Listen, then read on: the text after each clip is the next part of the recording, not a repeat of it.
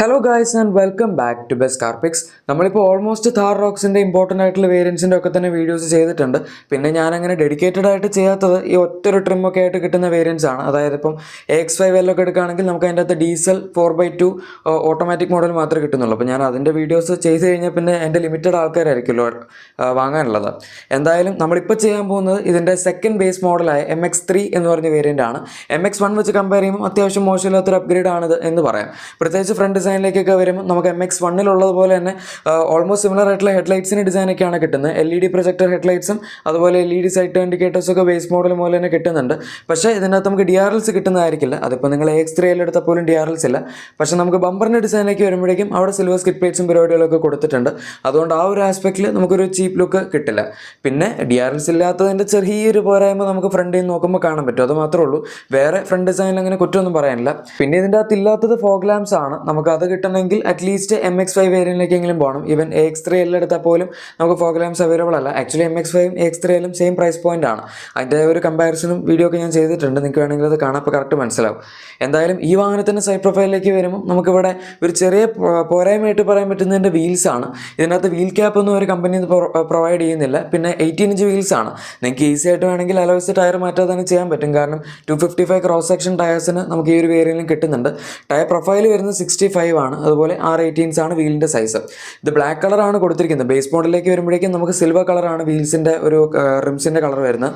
പിന്നെ ഇതിൻ്റെ ബ്ലാക്ക് റൂഫാണ് വരുന്നത്. നമുക്ക് അതിൻ്റെ അകത്ത് അഡീഷണൽ ആയിട്ടുള്ള സൺറൂഫോ കാര്യങ്ങളൊന്നും അവൈലബിൾ അല്ല. അത് കിട്ടണമെങ്കിൽ നേരത്തെ പറഞ്ഞ പോലെ MX5 AX3Lലേക്കൊക്കെ പോകേണ്ടി വരും.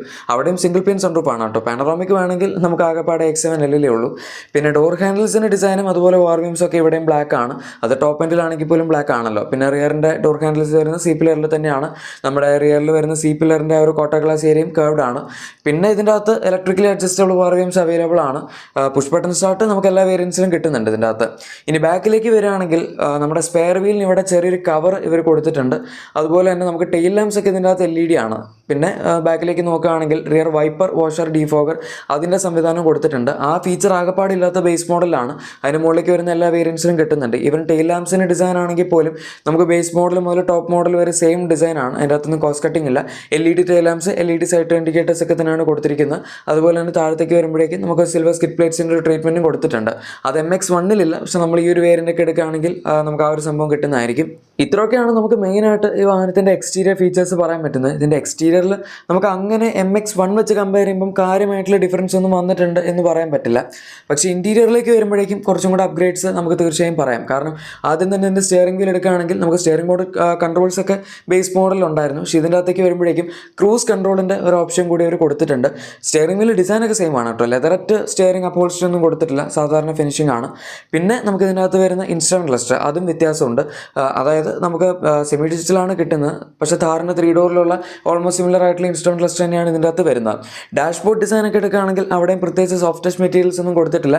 പക്ഷേ എന്തായാലും നമുക്ക് ഡ്യുവൽ ടോൺ കളർ തീമൊക്കെ അവൈലബിൾ ആണ്. ടോപ്പിലത്തെ ഡാഷിൻ്റെ പോർഷൻ വരുന്ന ബ്ലാക്കും താഴത്തെ പോർഷൻ ബേജ് കളറിലും തന്നെയാണ് കൊടുത്തിരിക്കുന്നത്. ഇവിടെ നമുക്ക് പിന്നെ ഡോർ പാഡ്സിലോട്ടൊക്കെ വരികയാണെങ്കിൽ 4 പവർ വിൻഡോസിൻ്റെ കൺട്രോൾസ് അവൈലബിൾ ആണ്. ബേസ് മോഡൽ ഇല്ലാത്ത ഒരു സംഭവമായിരുന്നു ഡ്രൈവർ സൈഡ് ഡോറിൽ ആൻറ്റി പിഞ്ചും അതുപോലെ തന്നെ ഓട്ടോ അപ്പ് ഡൗണും.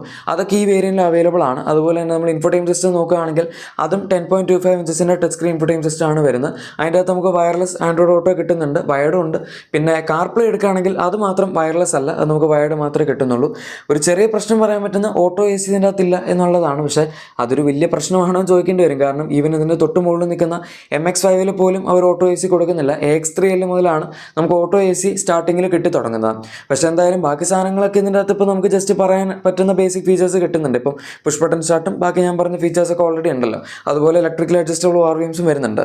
പിന്നെ ഇത് കൈൻഡ് ഓഫ് ഒരു എൻട്രി ലെവൽ മോഡൽ പോലെയൊക്കെ ആയതുകൊണ്ട് നമുക്ക് ഇതിൻ്റെ അകത്തും സോഫ്റ്റ് ടച്ച് ഡോർ പാഡ്സ് ഒന്നും കിട്ടുന്നില്ല. അതുപോലെ സീറ്റ്സിലേക്ക് വരികയാണെങ്കിൽ അവിടെയും നമുക്ക് ബ്ലാക്ക് ഫിനിഷാണ് കിട്ടുന്നത്. ഫാബ്രിക് അപ്പോൾസ്റ്ററി ആണ്.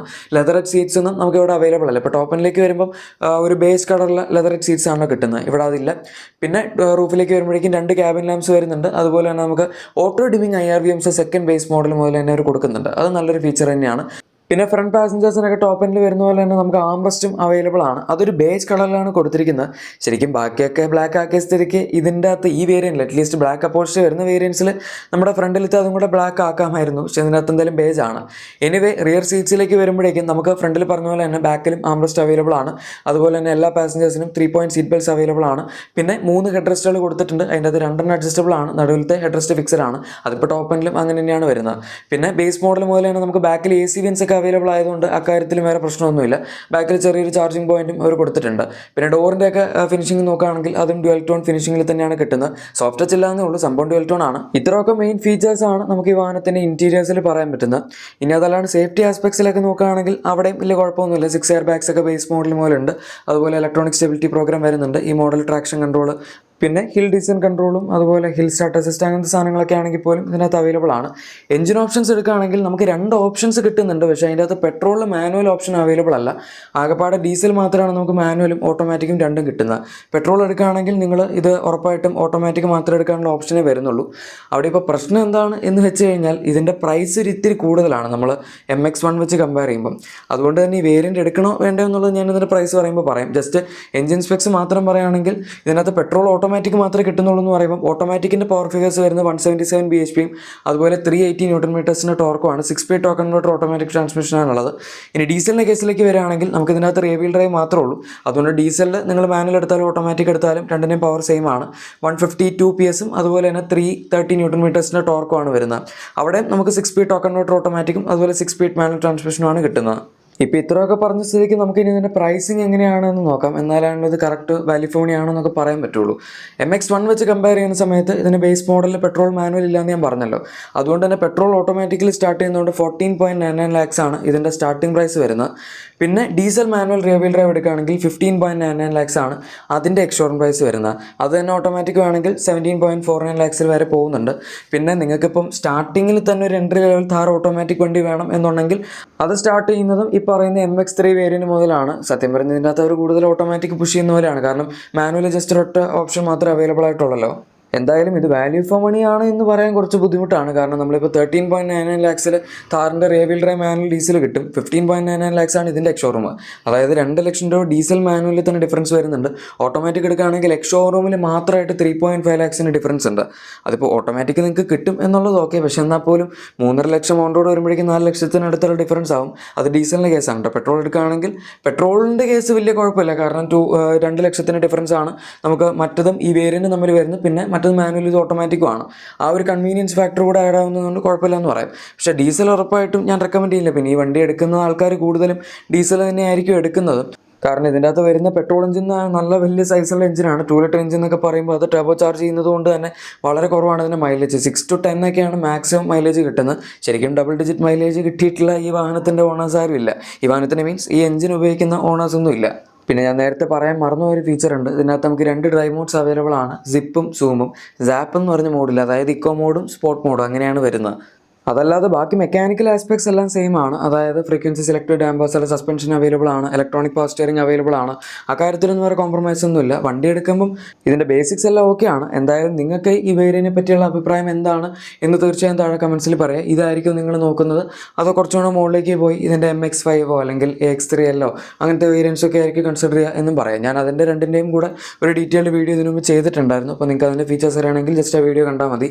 അത് ഞാൻ വേണമെങ്കിൽ ഇവിടെ ഐ ബട്ടണിൽ വല്ലതും കൊടുത്തേക്കാം. എന്തായാലും ഈ വീഡിയോ ഇഷ്ടപ്പെട്ടെങ്കിൽ ലൈക്ക് ചെയ്യുക. അതുപോലെ താർ റോക്സിൻ്റെ ഏറ്റവും പുതിയ അപ്ഡേറ്റ്സ് നിങ്ങൾക്ക് ആദ്യം കിട്ടാൻ താല്പര്യമുണ്ടെങ്കിൽ ഉറപ്പായിട്ടും ചാനൽ സബ്സ്ക്രൈബ് ചെയ്ത് ബെൽ ബട്ടൺ കൂടെ പ്രസ് ചെയ്യുക. Thank you for watching my video and good bye.